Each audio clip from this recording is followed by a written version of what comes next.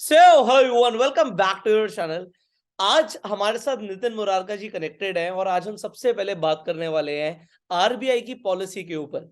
RBI की policy से market पे क्या इंपैक्ट आया और आने वाले दिनों में आपको इस पॉलिसी से मार्केट के ऊपर क्या इंपैक्ट दिखने वाला है। अब निफ्टी पर क्या असर पड़ेगा और आपको जो इंपॉर्टेंट इंफॉर्मेशन है जाननी, उन सारी चीजों के ऊपर आज हम इस वीडियो के अंदर बात करने वाले हैं। नितिन जी, सबसे पहले तो आपका स्वागत है हमारे गो सेलमेट शो पर। थैंक यू पुष्कर जी। और देखिए, आज स्टॉक मार्केट के लिए काफी इम्पोर्टेंट डे था। और आज जी। आरबीआई की पॉलिसी आई, और जिस दिन आरबीआई की पॉलिसी आती है उस दिन सुबह से ही सबको इंतजार होता है कि क्या गवर्नर साहब बोलेंगे और कैसे मार्केट रिएक्ट करेगी। तो जी। ओवरऑल देखा जाए तो पॉलिसी लॉन्गर टर्म व्यू के हिसाब से काफी पॉजिटिव पॉलिसी है। But hmm. शॉर्ट टर्म में अब क्वेश्चन ये है कि मार्केट में पॉलिसी आने के बाद मार्केट करेक्ट हुई, और निफ्टी करीब हम्म। 80-85 पॉइंट गिर गई और बैंक निफ्टी करीब 200 पॉइंट, 250 पॉइंट की करेक्शन हुई। अब क्वेश्चन ये होता हम्म। है कि पॉलिसी जब अच्छी है तो मार्केट क्यों गिरी, शॉर्ट टर्म आउटलुक क्या है, लॉन्ग टर्म आउटलुक क्या है, क्या यहाँ से मार्केट बजट तक ऊपर जाएगी या नीचे जाएगी। तो मैं अभी आपको हम्म। बताऊंगा कि आज गिरने के क्या रीजन है और आने वाले समय में लॉन्ग टर्म व्यू क्या बनाना चाहिए हमें इन्वेस्टमेंट में, या एक ओवरऑल मार्केट का क्या आउटलुक लेके चलना चाहिए। तो देखिए, सबसे इंपॉर्टेंट आज मार्केट गिरने के कुछ रीजंस हैं। जैसे 10 बजे के आसपास पॉलिसी स्टार्ट हुई, गवर्नर साहब ने 10 बजे के आसपास प्रेस कॉन्फ्रेंस स्टार्ट करी, और ये मार्केट 10:35 10:40 के बाद गिरनी चालू हुई। और उसके दो तीन रीजन है जो मार्केट एक्सपेक्ट नहीं कर रहा था और जिसके कारण मार्केट में थोड़ी प्रॉफिट बुकिंग आई। एक तो सबसे इंपॉर्टेंट पॉइंट ये है कि जो जीडीपी फॉरकास्ट है वो 7% के आसपास हमारी कंट्री का था, बट उसे थोड़ा सा डाउनग्रेड कर दिया उन्होंने उन्होंने 6.8 का जीडीपी फॉरकास्ट बताया, जिसके कारण थोड़ा सा जो मार्केट को कम पसंद आई और उससे हल्की सी मार्केट में प्रॉफिट बुकिंग आई। बट इसे हम बहुत ज्यादा नेगेटिव नहीं मानेंगे, क्योंकि ये इन्फ्लेशन के चक्कर में ये थोड़ा ऊपर नीचे किया गया। बट ये है कि ये कारण था जिसके कारण मार्केट में थोड़ी प्रॉफिट बुकिंग आई। दूसरा, मार्केट ये एक्सपेक्ट कर रहा था कि जो रेट हाइक होगा वो 0.25 बेसिस पॉइंट से 0.35 बेसिस पॉइंट होना चाहिए, और जो गवर्नर हम्म। साहब ने 0.35 बेसिस पॉइंट किया वो हायर साइड आया, यानी कि जो रेट हाइक है वो 0.35 बेसिस पॉइंट हुआ।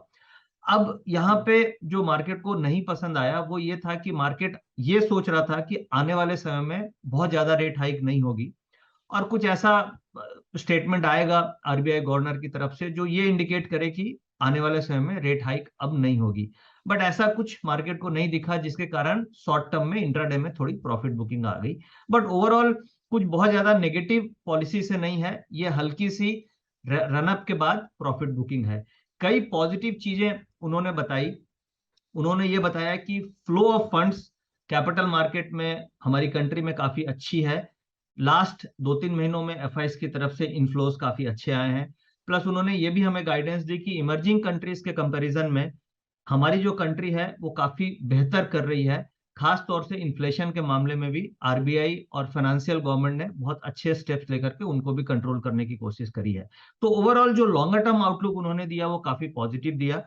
शॉर्ट टर्म में एक हल्की सी, क्योंकि जीडीपी की जो फॉरकास्ट है वो घटाई गई, मार्केट के हिसाब से रेट ऑफ इंटरेस्ट ज्यादा बढ़ गया, इसलिए हल्की सी ये 80-85 पॉइंट की प्रॉफिट बुकिंग आई है। बट मेरे हिसाब से इस डिप को, या अगर कोई हल्की करेक्शन आती है तो उस डिप को एज अ बाइंग अपॉर्चुनिटी हमें यूज करना चाहिए, क्योंकि बजट सामने है। फरवरी में हमारा बजट आने वाला है।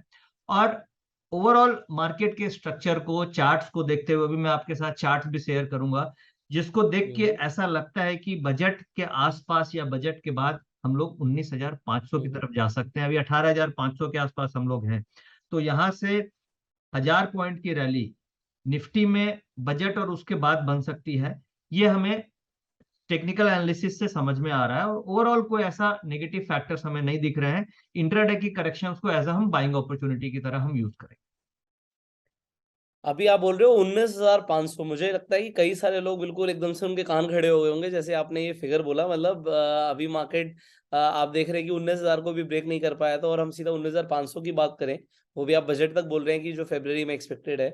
तो ये काफी अच्छा मूव रहेगा मार्केट के लिए। अब इसके पीछे आप क्या लॉजिक दे रहे हैं वो तो हम जरूर सुनना चाहेंगे, पर सबसे पहले मैं इंट्राडे पर्सपेक्टिव से भी बात करना चाहूंगा। आज मैं आपको जी बिजनेस पे भी देख रहा था, आपने एक वहां पे कॉल भी दिया कि 16,000 सॉरी 18,600 का पुट खरीद लीजिए। तो वो मैं जब मैंने सुना तो मैंने कहा कि आपने वहां पे डायरेक्टली लोगों को बोल दिया, एंड उसके बाद मैंने देखा कि मूव भी आया। तो मैं सबसे पहले वो इंट्राडे का जो आपने ट्रेड दिया उसके पीछे का भी लॉजिक समझना चाहूंगा, एंड फिर हम पोजिशनल ट्रेड की तरफ जाएंगे जो आप चार्ट से समझा पाएंगे। तो सर उसके पीछे लॉजिक क्या था कि आपने बोला 18,600 का पुट खरीद लो, वो भी टीवी पर आके क्लियरली बोल दिया। तो उसका लॉजिक बताइए पहले आप लोगों को प्लीज। देखिए, ये 18,600 की जो पुट ऑप्शन है, ये मैंने 1:32-33 के आसपास जी बिजनेस पे दिया था।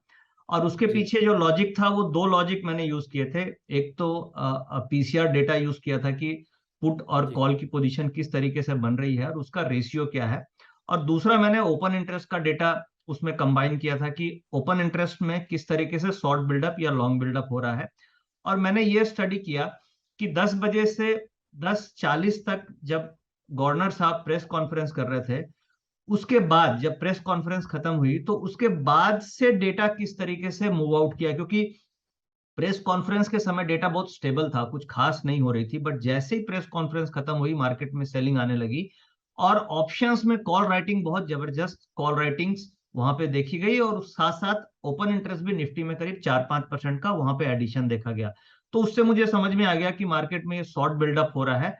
और फिर 1:32 के आसपास जब मैं शो कर रहा था, तो वहां पे मैंने वो पुट ऑप्शंस लोगों को सुझाई, और उसमें एक अच्छा खासा प्रॉफिट भी मिला, टारगेट भी मिले। मेरे पास उसकी क्लिप भी है, अगर आप बोलो तो मैं वो क्लिप भी दिखा सकता हूँ कि क्या उसमें लॉजिक नहीं नहीं, कैसे। लोगों को बिल्कुल दिखाइए एक बार आप, क्योंकि कई सारे लोगों ने आपको लाइव मिस कर दिया होगा, जी। तो वो देख पाएंगे कि आपने जब वो ट्रेड दिया।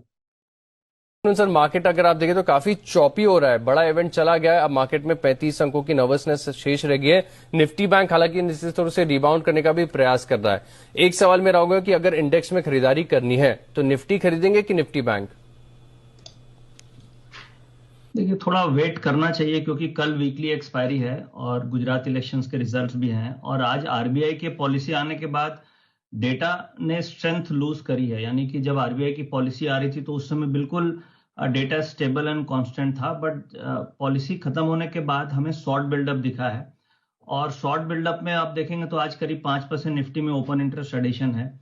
और दूसरी बात, जो 16,600 की कॉल ऑप्शन है, उसमें करीब 77 लाख शेयर्स का ओपन इंटरेस्ट एडिशन है।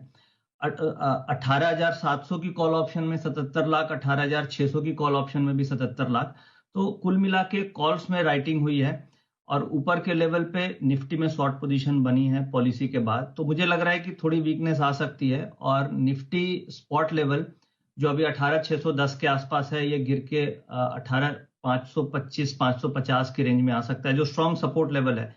तो यहां से लग रहा है कि करीब 60-70 पॉइंट की करेक्शन मिल सकती है। कल वीकली एक्सपायरी है, तो उसके बाद ही हम बाइंग करेंगे। यहां से अगर ट्रेड लेना है तो मुझे लगता है कि 18,600 की पुट ऑप्शन पे एक बार आप बेट कर सकते हैं, जो अभी केवल 52 रुपए की मिल रही है। 52 रुपीज की पुट ऑप्शन है 18,600 की, जिसका स्टॉप लॉस 30 रुपया होगा, और इसके टारगेट 80-85 तक के हो सकते हैं। ऑलराइट, तो खरीदारी नहीं करनी है। इनफैक्ट यहाँ पर आपको देखिए वीकली एक्सपायरी से पहले गिरावट देखने को मिल सकती है। एक बढ़िया सा ट्रेड सजेस्ट किया गया है, 18,600 की जो पुट ऑप्शन है यहाँ पर आप खरीदारी करके चल सकते हैं। लेकिन याद रहेगा कि कल एक्सपायरी है तो थोड़ा सा जोखिम है। 52 रुपए के करीब आपको ये जो पुट ऑप्शन है मिल रही है। 30 रुपए का लगाना है स्टॉप लॉस, और 80 रुपए तक के जो टारगेट्स है यहाँ पर आपको देखने को मिल सकते हैं, गिरावट देखने को मिलेगी। तो देखिए पुष्कर जी, इसमें मैंने दोनों लॉजिक शेयर किए हैं कि जो हम ट्रेड ले रहे हैं उसके पीछे लॉजिक क्या है। ओपन इंटरेस्ट का एडिशन, जी और दूसरा जो कॉल राइटिंग हुई है वो पीसीआर से हम निकालते हैं। और इनफैक्ट अगर आप देखेंगे तो जो टारगेट लेवल था 18,525, तो आज का लो है 18,528। और निफ्टी जो पुट ऑप्शन है जो 50-52 में ली, उसका हाई है 79.85, तो अप्रोक्सीमेटली वो टारगेट के आसपास चली गई। तो बड़े सिंपल लॉजिक्स हैं। इस लॉजिक को समझ के कोई भी एक इंडिविजुअल ट्रेडर अगर ये थोड़ा सा लॉजिक समझ ले, तो वो अपनी ट्रेडिंग को काफी रिफाइन कर सकते हैं। और डे टू डे बेसिस पे आप प्रॉफिट ऑप्शन से बना सकते हो। अगर आप पीसीआर को थोड़ा सा अच्छे से समझ लो, उसको आप यूज करना सीख जाओ, तो प्रॉफिट बन सकता है। तो पीसीआर इवेंट के दिन पे और अच्छी तरीके से काम करता है। वैसे तो मैं देख रहा हूँ कि पीसीआर की भी लगातार एक्यूरेसी दिख रही है मुझे मार्केट में, बट आज इवेंट वाले दिन तो अच्छी एक्यूरेसी थी काफी।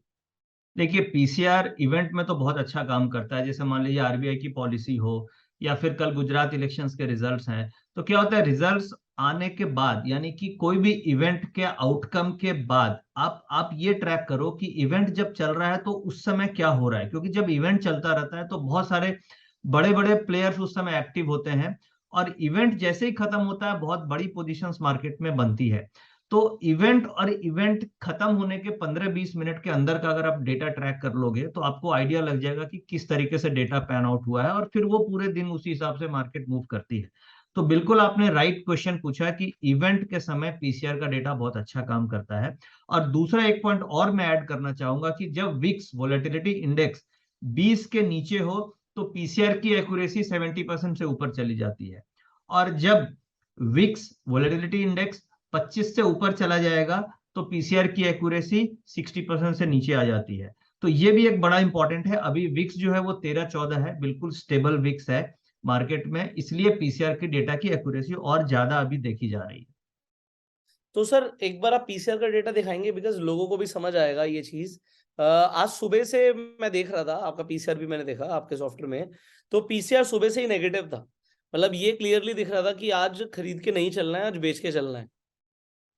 जी सो बिल्कुल इंट्राडे के लिए आज इस डेटा ने काफी अच्छा काम किया। इनफैक्ट जब पॉलिसी आरबीआई की तरफ से सामने आ रही थी तो पीसीआर और ज्यादा गिर गया था। देखिए, डेटा जो हम लोग यूज करते हैं 9:30 ऑनवर्ड्स यूज करते हैं पीसीआर की कैलकुलेशन, तो कई बार आपके साथ हम वीडियो बना चुके हैं, तो मुझे ऐसा लगता है कि बहुत सारे व्यूअर्स को आइडिया होगा कि पीसीआर कैसे कैलकुलेट होती है। बट पीसीआर को जो हम ट्रैक करते हैं वो 9:30 ऑनवर्ड्स ट्रैक करते हैं। पीसीआर देखिए सुबह ओपनिंग में 0.49 था। अब 0.49 का मतलब क्या हुआ? इसका मतलब ये हुआ कि कॉल की पोजीशन पुट की पोजीशन से बहुत ज्यादा है, तभी ये रेशियो लेस देन 1 है। पीसीआर का मतलब क्या होता है? पुट की पोजीशन डिवाइडेड बाय कॉल की पोजीशन, ऐसे हम पीसीआर कैलकुलेट करते हैं। अगर कॉल का आउटस्टैंडिंग ओपन इंटरेस्ट ज्यादा होगा और पुट का कम होगा तो रेशियो 1 से कम हो जाती है। ये अब हम यहाँ चेंज इन ओपन इंटरेस्ट की बात कर रहे हैं, पे राइट, जो यस आपके बिल्कुल सॉफ्टवेयर में हम आता है। चेंज इन ओपन इंटरेस्ट की बात कर रहे हैं। अब ये क्योंकि ये 9:30 ये में ज्यादा इंपॉर्टेंट है, मैं लोगों को बताना चाहूंगा। चेंज इन ओपन इंटरेस्ट का मतलब ये है कि आप ये समझिए कि पॉलिसी आई और लोगों ने उसी वक्त कॉल बेचने शुरू कर दिए, तो मार्केट को ऊपर बढ़ने नहीं देना है। तो कुछ इस तरीके से अगर कॉल की तरफ ओपन इंटरेस्ट बढ़ रहा है तो ये वो आपको पीसीआर में रिफ्लेक्ट हो जाएगा। एम आई राइट सर? बिल्कुल बिल्कुल, देखिए इनफैक्ट कई बार ऐसा होता है कि पॉलिसी आने के बाद डेटा बनता है, बट आज ऐसा हुआ कि पॉलिसी आने के पहले से ही डेटा बन रहा था। मार्केट 9:30 खुली और मार्केट को ये पता था कि मार्केट में वीकनेस आ सकती है, इसलिए 9:30 ऑनवर्ड्स ही डेटा में स्ट्रेंथ नहीं थी। पीसीआर 0.4946, फिर जब पॉलिसी के दौरान यानी 10 बजे से आप देखें 10:45, इस बीच में 0.53 से 0.70 के आसपास इसी रेंज में रही, बट लेस देन 1 था। इसका मतलब राइट। क्या हुआ कि मार्केट के जो स्मार्ट प्लेयर्स हैं उनको ये आइडिया था कि कुछ ना कुछ करेक्शन बन सकती है, इसलिए पीसीआर ओपनिंग से ही नेगेटिव था। कई बार ऐसा भी हम देखते हैं कि पॉलिसी आने के बाद डेटा बहुत स्ट्रांगली चेंज होता है, बट आज तो क्लियर था कि पॉलिसी आने के पहले से ही डेटा नेगेटिव था। इनफैक्ट अगर आप देखेंगे तो मार्केट सुबह 20 पॉइंट प्लस थी और वो 80-90 पॉइंट माइनस चली गई। तो अगर हम पुट में ट्रेड कर रहे होते तो हमें नहीं, बहुत जब ये अच्छा पीसीआर प्रॉफिट। सर, एक चीज मैं ऐड करना चाहूंगा, जब ये 049 से 70 तक गया तब तक मार्केट में कुछ खास गिरावट नहीं आई थी।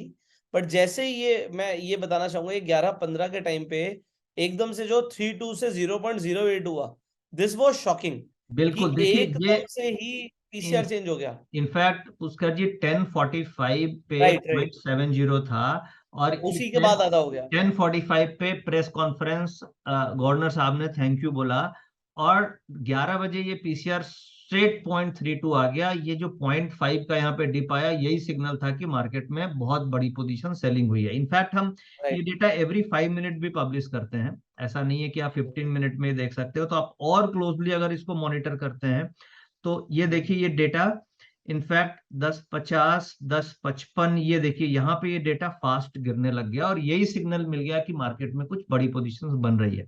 तो बेसिकली ये जो डेटा है ये मार्केट की पोजीशंस को ट्रैक करता है और उसके बेसिस पे आपको इंटरप्रिटेशन देता है, और काफी लीडिंग इंडिकेटर है पीसीआर।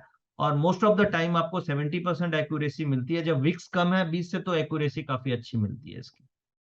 राइट। आप लोग अगर इस सॉफ्टवेयर को यूज करना चाहते हैं तो मैं लिंक डिस्क्रिप्शन बॉक्स में डाल दूंगा।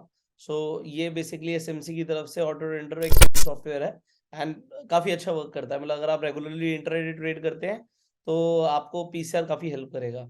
सर अब आ जाते हैं हम चार्ट पर, जो आप चार्ट शेयर कर रहे थे, जिसके बेसिस पे आप ये बोल रहे थे कि निफ्टी आपको दिख रहा है कि 19,500 की तरफ जा सकता है, तो उसके पीछे का भी लॉजिक और जो टेक्निकल्स हैं वो लोगों का शेयर कीजिए। अब देखिए, मैंने अभी आपके सामने निफ्टी का मंथली चार्ट खोला है, निफ्टी का मंथली चार्ट खोला है।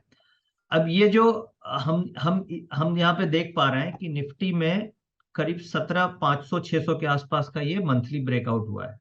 अगर आप मंथली चार्ट देखें तो एक मेजर कंसोलिडेशन था इस रेंज में। ये जो रेंज है ये पूरा निफ्टी का साइडवेज कंसोलिडेशन जोन था। कंसोलिडेशन का मतलब हम ये मानते हैं कि निफ्टी बहुत दिनों तक एक रेंज में ट्रेड हुई और वो रेंज का हाई और उस रेंज का लो है अप्रोक्सीमेटली 15,200 के आसपास, जो इस लेवल के आसपास आता है 15,200 के आसपास। और इस रेंज का हाई आप मानेंगे तो अप्रोक्सीमेटली आप ये मान के चलें कि 18,000 के आसपास का हाई है। जी। तो ये रेंज का हाई लो नियरली 2500 पॉइंट की रेंज हो गई। और ये एक चैनल भी हम देख रहे हैं, इसे आप फ्लैग भी बोल सकते हैं। ये देखिए झंडे जैसा हमें दिखेगा कि ये एक फ्लैग है और फ्लैग का ये कंसोलिडेशन हुआ और उसके बाद ये ब्रेकआउट हो गया। तो जो टेक्निकल अगर आप स्टडी करेंगे और फ्लैग पैटर्न को आप समझने की कोशिश करेंगे कि फ्लैग क्या होता है, तो flag is a continuation formation, यानी कि जो ट्रेंड चल रहा है उसी को कंटिन्यूएशन फॉर्मेशन हम फ्लैग को बोलते हैं। और जब फ्लैग का ब्रेकआउट होता है तो उसके जो टारगेट्स क्या होते हैं, जो फ्लैग बना है यानी कि जो फ्लैग का हाई और लो है उसकी जितनी डेप्थ है कम से कम उतना हम टारगेट मान के चलते हैं। तो अभी हमने ये कैलकुलेट किया कि जो फ्लैग है उसका हाई लो कितना है, करीब करीब 2500 पॉइंट है। और फ्लैग का ब्रेकआउट लेवल कितने पे है, करीब ये 17,800 से 18,000 की रेंज में है। तो अगर आप 17,800 से 2500 पॉइंट ऐड कर देते हैं तो आपका अप्रोक्सीमेटली कितना आता है, 20,000 के आसपास के टारगेट आते हैं, जो नेक्स्ट ईयर 2023 में आने चाहिए। यानी कि यहां से कम 12-13% की तेजी बोल रहा हूं मैं, ज्यादा नहीं, जो 2023 में आना चाहिए। अब क्या है, बजट तक हम ऐसा मान के चल रहे हैं कि मार्केट 19,300 19,500 की तरफ बजट के आसपास या उसके बाद जाने की कोशिश करेगा। ओवरऑल जो टेक्निकल सेटअप है वो काफी स्ट्रांग है। अब कई लोगों का ऐसा मानना है कि मार्केट बहुत बढ़ चुकी है, करेक्शन आ सकती है।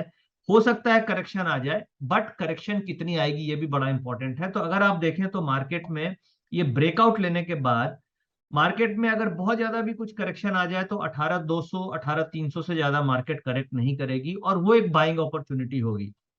अभी हम लोग 18,500 के आसपास हैं। दिसंबर के बाद जनवरी और फरवरी में बजट आएगा, तो दिसंबर में अगर कोई करेक्शन हमें 100-200 पॉइंट की यहां से मिलती है, मैं मान के चलता हूं 200 पॉइंट की अगर करेक्शन मिलती है जो 18,300 के आसपास की होगी, तो वो आपके लिए एक बाइंग अपॉर्चुनिटी होगी। टारगेट आपका 19,000 19,500 होना चाहिए। क्यों? और ये करेक्शन आ भी सकती है, नहीं भी आ सकती है, क्योंकि अगर आप ये ट्रेंड देख रहे हैं तो काफी स्ट्रॉन्ग अप ट्रेंड है। ये मंथ ऑन मंथ का कैंडलस्टिक चार्ट है, मंथ ऑन मंथ। और करेक्शन अगर आती है तो ये रिट्रेसमेंट होगा, थोड़ा सा रिट्रेसमेंट अगर आप देखेंगे तो हल्का फल्का रिट्रेसमेंट 18,200 तक आ सकता है। वो भी पॉसिबल भी है, पॉसिबल भी नहीं है। मेरा अपना मानना है कि बहुत ज्यादा करेक्शन मार्केट में नहीं आएगी और मार्केट दिसंबर एक्सपायरी हल्की थोड़ा स्लो चलेगी, फिर जनवरी एक्सपायरी से मार्केट में रैली बननी चालू होगी और हम लोग 19,200-300 बजट के आसपास पहुंच जाएंगे। तो ये लॉजिक्स है, ये टेक्निकल फॉर्मेशन जो मुझे दिख रहा है, जिसके बेसिस पे मैंने ये कमेंट्री आपको पुष्कर जी दी थी कि बजट के आसपास मार्केट नए हाईस में रहेगी। दूसरा रीजन ये भी है कि देखिए विक्स जो है, विक्स इंडेक्स अभी 14 के आसपास है, यानी कोई ऐसा फियर नहीं दिख रहा है। अब कई लोगों का यह मानना है कि विक्स 13-14 है तो विक्स कभी भी बढ़ सकती है। तो जब विक्स बढ़ेगी तो हमें वो सिग्नल मिलेंगे, अभी तो नहीं मिल रहा है ना। अभी तो विक्स 13-14 है तो हम प्रेजेंट को देखते हैं कि विक्स 14 है, यानी मार्केट स्टेबल है, मार्केट में कोई पैनिक नहीं है। बट जब विक्स बढ़नी चालू होगी, 18 19 20 आएगी, तो मार्केट सिग्नल देने लग जाएगा कि नहीं कुछ प्रॉब्लम्स है।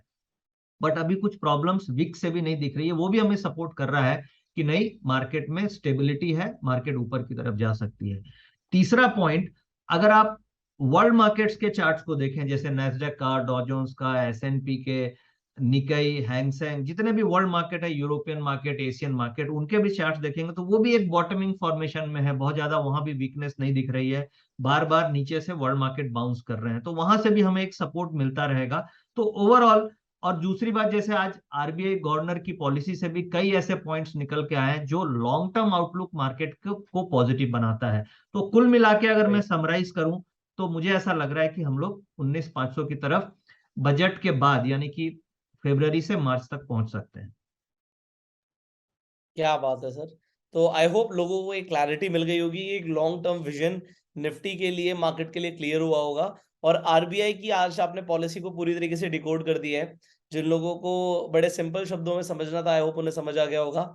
आपने पीसीआर की भी इंपॉर्टेंस पे काफी फोकस किया है, तो आई होप लोग आज से पीसीआर को भी फॉलो करेंगे अपनी ट्रेडिंग एक्यूरेसी को बढ़ाने के लिए। एंड अगर आप लोग नितिन जी के साथ जुड़ना चाहते हैं तो नितिन सर का जो टेलीग्राम ग्रुप है उसका भी लिंक मैं डिस्क्रिप्शन बॉक्स में डाल दूंगा। मैं आपको बताना चाहता हूँ वो भी सर का पेड ग्रुप है, प्रीमियम ग्रुप है। तो अगर आप पार्ट बनना चाहते हैं उस ग्रुप का तो उसका लिंक आपको डिस्क्रिप्शन और कमेंट बॉक्स में मिल जाएगा। सो नितिन जी, आज टाइम देने के लिए thank you so very much. इसी तरीके से अगर लोगों के और सवाल आएंगे तो वो हम आपको कन्वे करेंगे और आपका टाइम लेने की दोबारा कोशिश करेंगे। एंड पुष्कर जी, एक बाकी पॉइंट मैं, जैसे आपने टेलीग्राम चैनल के बारे में बताया, तो उसमें मैं एक पॉइंट ऐड करना चाहता हूँ कि देखिए हम लोग जो ट्रेडिंग करते हैं उसमें जैसे जैसे हमने ये सुना होगा कि पायलट्स जब फ्लाइट को उड़ाते हैं तो उनको एक चेकलिस्ट साइन करनी होती है। और उस चेकलिस्ट में क्या होता है, वो ये चेक करते हैं कि भाई लैंडिंग गियर उनकी ठीक है कि नहीं, फ्यूल टैंक फुल है कि नहीं, डोर्स जो है वो प्रॉपरली क्लोज है कि नहीं, ठीक है, जो लाइट्स हैं वो प्रॉपरली ऑन ऑफ हो रही है कि नहीं, जो उनके कम्युनिकेशन सिस्टम है दैट इज वर्किंग और नॉट। तो ये एक पायलट की चेकलिस्ट होती है। अब जब आप स्टॉक मार्केट में ट्रेडिंग करते हो तो आप ये मान के चलो कि आप भी एक बहुत बड़ी सी जहाज कोई उड़ा रहे हो, and you are just acting like a pilot. तो आपके पास भी एक मार्केट की चेकलिस्ट होनी चाहिए, क्योंकि अदरवाइज मिस्टेक होने के बहुत ज्यादा चांसेस होते हैं। क्योंकि जब आप चेकलिस्ट क्यों होती है, चेकलिस्ट इसलिए होती है कि आप मिस्टेक्स को अवॉइड कर सको। जब आपको हो सकता है सब कुछ आता हो फिर भी मिस्टेक्स मार्केट में इमोशनल इंबैलेंस के कारण हो जाती है। तो जो हम टेलीग्राम चैनल जो हमारा है उसमें हम चेकलिस्ट प्रॉपर फॉलो करते हैं, और हमारा डेरिवेटिव डेटा के 16-17 चेकलिस्ट हैं। वो जब चेकलिस्ट इंडिकेट करते हैं कि बाय, तभी हम बाय एंट्री करते हैं, और वो चेकलिस्ट इंडिकेट करते हैं सेल, तभी हम इंडिकेट करते हैं। जैसे हमने अभी पीसीआर डिस्कस किया, वो वन ऑफ द चेकलिस्ट है। VIX volatility index, that is the second checklist. अब पीसीआर के भी कई डेरिवेशंस हो सकते हैं, PCR at the money, out of money, in the money, उसको भी कई तरीके से कैलकुलेट किया जा सकता है। तो हम वो कई तरीके से उसको हम चेक करके फिर ही हम एंट्री करते हैं और उसके ऊपर हम ट्रेड लेते हैं। और अगर आप वो चेकलिस्ट पे मैं एक बार आपको जस्ट दिखाना चाहूंगा कि किस तरीके से वो चेकलिस्ट काम करती है। जैसे ये आज की चेकलिस्ट है। अब इसमें हम ये भी ट्रैक करते हैं कि जो बिगर हैंड्स हैं या स्ट्रॉन्गर हैंड्स हैं, यानी एफआईस, वो किस तरीके से ट्रेड कर रहे हैं, वो बाय बाय ट्रेड्स ज्यादा डाल रहे हैं या सेल ट्रेड्स ज्यादा डाल रहे हैं। एक बास्केट हम ट्रेड करते हैं कि मार्केट में बड़े स्टॉक्स की बास्केट बाइंग हो रही है या बास्केट सेलिंग हो रही है। ये बड़ा इंपॉर्टेंट है, जो आपको डेटा कहीं पे भी नहीं मिलेगा। फिर हम वीवैप्स के भी डेरिवेशंस को ट्रैक करते हैं। ग्रीक्स हैं, स्क्यूनेस है, वोलेटिलिटी का जो स्क्यूनेस है यानी वोलेटिलिटी बायस्ड कॉल की तरफ है या पुट की तरफ है, इन डेटा को हम ट्रैक करते हैं। इनफैक्ट रोल ओवर डेटा बड़ा इंपॉर्टेंट होता है कि रोल ओवर्स किस तरीके से हुए हैं। जैसे नवंबर से दिसंबर का जो रोल ओवर्स है वो पॉजिटिव रोल ओवर्स है, शॉर्ट टर्म ट्रेंड भी पॉजिटिव है। तो ओवरऑल ट्रेंड इससे हमें निकल के आता है पॉजिटिव है। वर्ल्ड इंडिकेटर्स को हम ट्रैक करते हैं। वर्ल्ड इंडिकेटर्स में क्या आता है कि वर्ल्ड के सारे मार्केट्स, रुपी डॉलर आ गया, क्रूड आ गया, गोल्ड आ गया, उनसे पूरा एक हम कंक्लूजन निकाल के आते हैं कि ओवरऑल वर्ल्ड मार्केट्स के क्या ट्रेंड है। तो जब आप इन चेकलिस्ट के थ्रू ट्रेड करोगे तो आपके मिस्टेक्स, एरर के चांसेस कम हो जाते हैं और आपकी विनिंग प्रोबेबिलिटी बढ़ जाती है, क्योंकि आप डिसिप्लिन्ड वे में ट्रेडिंग करते हो। तो हम टेलीग्राम चैनल में इन चेकलिस्ट को यूज करते हैं और इसके बेसिस पे जो सिग्नल्स आते हैं हम उसमें ट्रेड करते हैं। जी। तो सर ये जो आप ट्रेड्स देते हैं, आपने बताया कि आपके प्रीमियम चैनल पे वो ट्रेड सारे के सारे इन चेकलिस्ट के बाद ही लोगों के पास पहुंचते हैं। बिल्कुल। और एक और चीज हम लोगों ने ये प्रैक्टिकली फाइंड किया है कि इस चेकलिस्ट को हम लोगों ने बैक टेस्ट किया।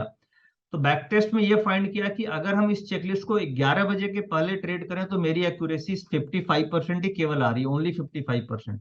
बट जब मैं इसे 1 बजे के बाद यूज कर रहा हूं तो एक्यूरेसी लेवल इज 77%। यानी कि 1 बजे के बाद जब हम ट्रेड लेते हैं on the basis of this checklist, तो हमारी एक्यूरेसी 10 में से 7.5 ट्रेड हमारे सही बैठ रहे हैं। और इनफैक्ट लास्ट नवंबर महीने में हमारे जो टेलीग्राम चैनल की एक्यूरेसी आई है वो 80% प्लस एक्यूरेसी आई है। अक्टूबर और सितंबर में जरूर कम हुई थी, क्योंकि हम लोग उस समय चेकलिस्ट को यूज नहीं कर रहे थे। बट नवंबर में हमने चेकलिस्ट पे ट्रेड किया तो हमारी एक्यूरेसी 80% प्लस आई है। आज भी इसी चेकलिस्ट के बेसिस पे 1 बजे के बाद हम लोगों ने ट्रेड लिया था। आप देख सकते हैं यहाँ पे हम यहाँ पे ये ट्रेड है बाय निफ्टी 18600 की पुट ऑप्शन 1:07 पे।